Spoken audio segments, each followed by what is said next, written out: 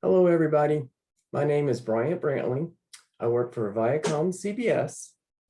I enjoy reading because it's relaxing and soothing.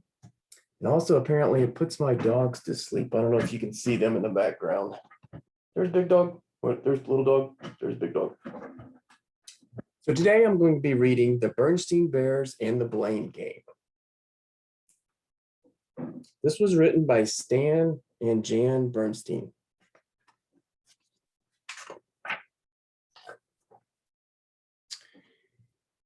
You all know the bear family that lives in the big treehouse down a sunny dirt road deep in bear country. And of course, you know Mama Bear, warm, friendly Mama Bear, from whom seldom is heard a discouraging word. But lately, Mama hasn't been all that friendly. Her smile was gone, and she was feeling very discouraged. Why? Because life in the big treehouse had turned into one long, miserable, never-ending blame game. Can y'all see Mama Bear? She's not very happy. He started it. No, she started it. He started it. No, she started it. It was her fault. No, it was his fault. Her fault. His fault.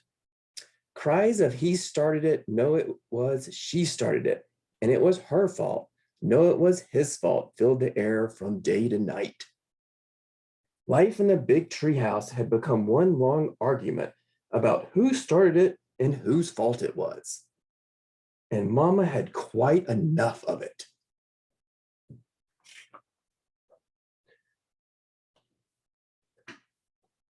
So when she heard the sounds of the breaking glass and spilling water, she rushed into the living room. There she found a mess of broken glass, spilled water, and scatter of roses on the floor. You guys see that?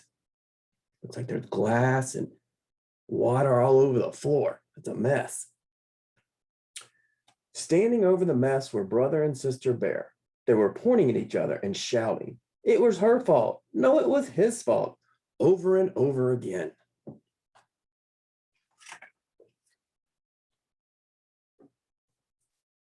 Mama looked at the mess. She had cut those roses and put them in the vase with water just that morning.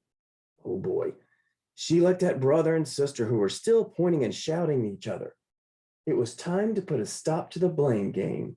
Mama decided to put her foot down hard, so hard it shook the room. Look at the bears. They look stunned. Mama's upset. It's not good.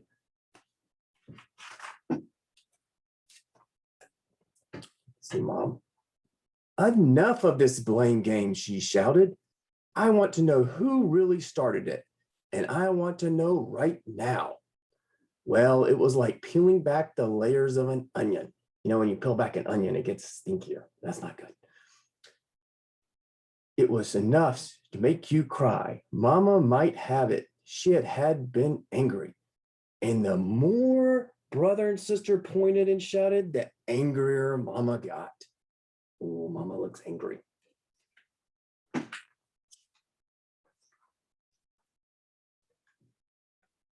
He knocked it over, cried sister. He made the mess. But that was only because she was trying to poke me in the ribs, shouted brother. I was trying to poke him, protested sister. I was just trying to tickle him because he tickled me in the morning. Look, there's brother and sister going at it, trying to tickle each other.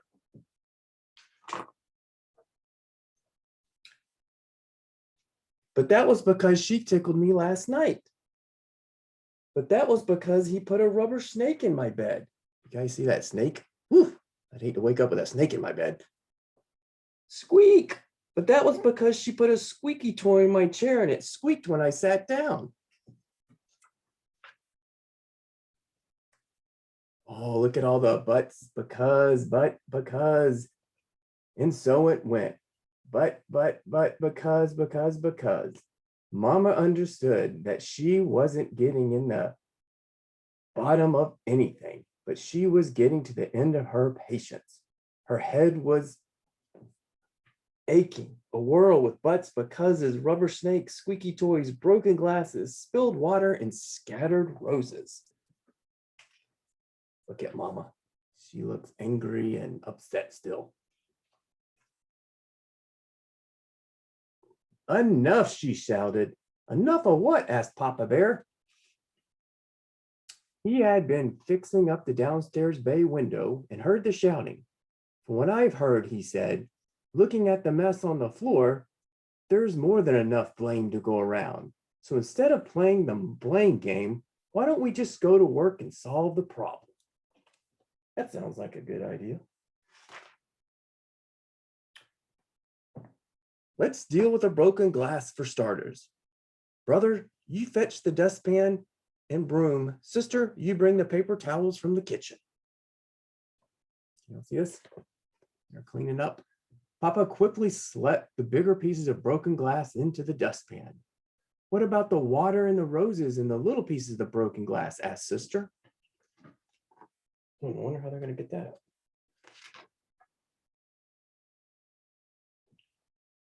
Mama, said Papa, will you please pick up the roses, but look out for the thorns and broken glasses.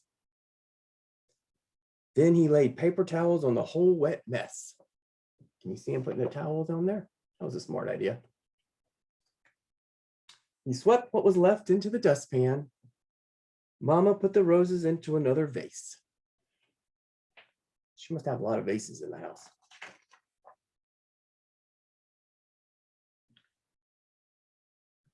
Good for Papa. He had put a stop to the blame game.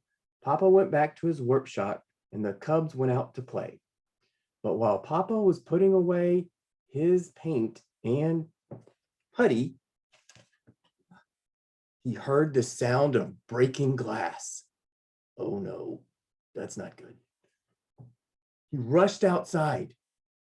The bay window he had just painted and puttied was broken. There stood brother and sister pointing at each other. Sister had a bat, brother had a glove. There was a baseball in the grass among pieces of broken glass. Papa bit his lip, continued. He counted to 10 and took a deep breath and did a very good imitation of a volcano. Whoa, Papa's mad.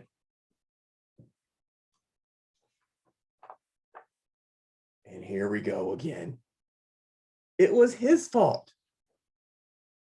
He's the one who wanted to play ball. He's the one who threw it. His fault, his fault, his fault, said Sister. It was her fault. She's the one who hit it. Her fault, her fault, her fault, said Brother. Oh boy, here we go again. This is not gonna go well. It seems to me, said Mama, who had heard the crash, that instead of shouting and pointing fingers, we should get to work and solve the problem. And that's what they did. They picked up the glass and went to work. It took some doing, but after a while, the window was painted and puttied as good as new. Can you see the window? It looks good. I got it all fixed.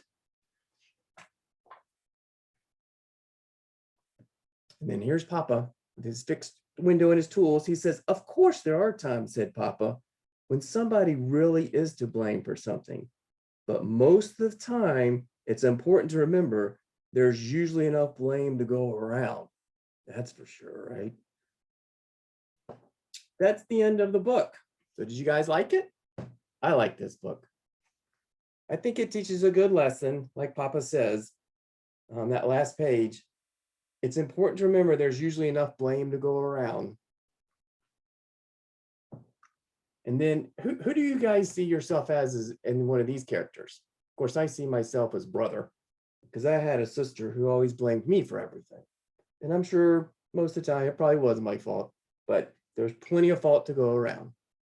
Thank you, and I hope you enjoyed this book.